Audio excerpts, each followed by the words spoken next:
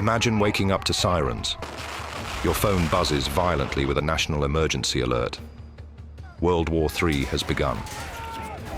In the modern age, where nuclear weapons, stealth bombers, hypersonic missiles, and cyber attacks are ready for launch, the question is no longer who wins, but who survives. Tensions across the globe are reaching a boiling point. Russia and Ukraine remain locked in a devastating war, with NATO's presence intensifying along the borders. In the Middle East, violence continues to escalate in Gaza, where the conflict between Israel and Palestine has led to mounting casualties and international outrage. Meanwhile, in Asia, fears rise as China continues its aggressive posturing toward Taiwan, a flashpoint that could pull in the United States and its allies. And then there's the subcontinent, India and Pakistan, two nuclear-armed neighbors with a long history of hostility. Recently, a terror attack in Pahalgam shook India to its core. In response, Indian forces launched a swift and powerful strike, eliminating over 50 terrorists across the line of control. The world watched closely, holding its breath as escalation loomed.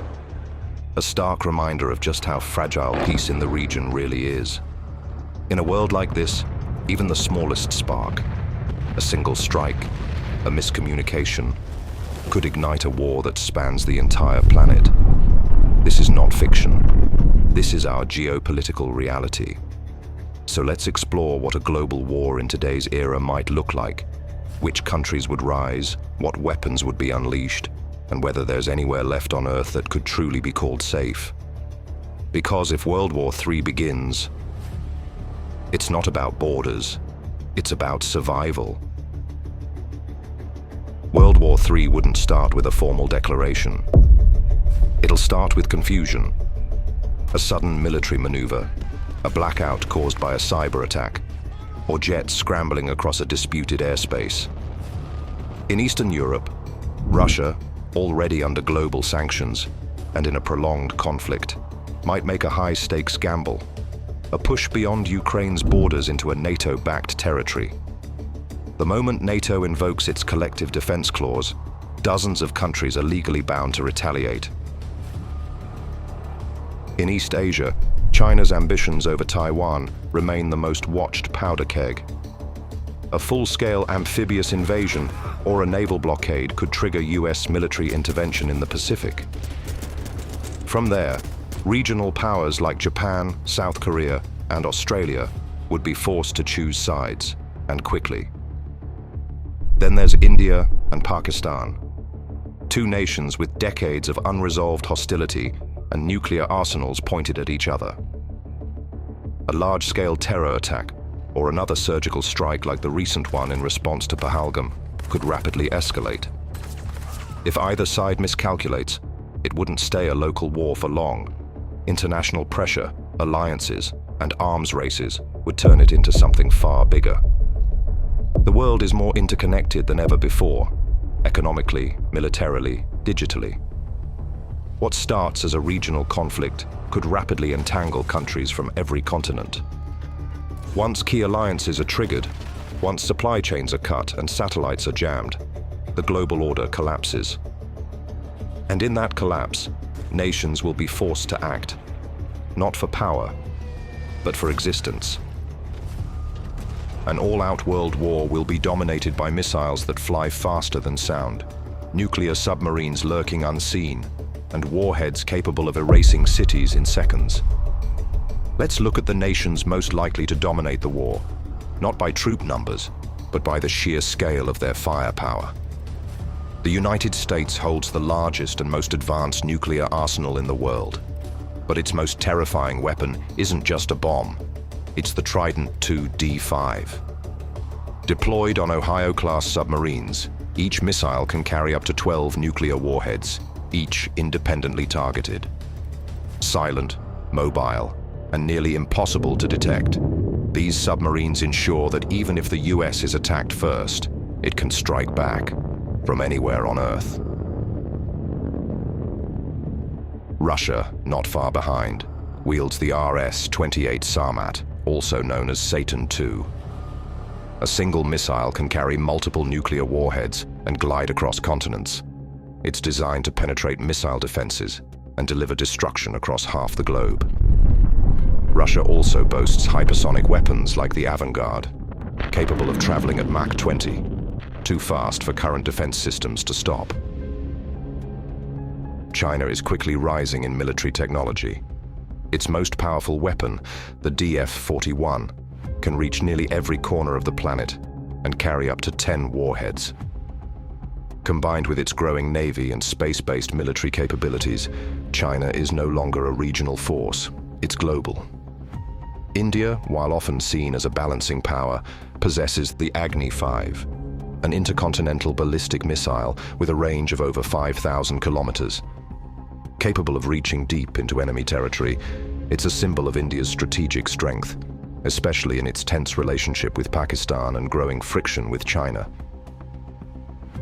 These weapons aren't just tools of war. They are instruments of global consequence. A single launch from any one of these nations could unleash a wave of retaliation that changes the world in minutes.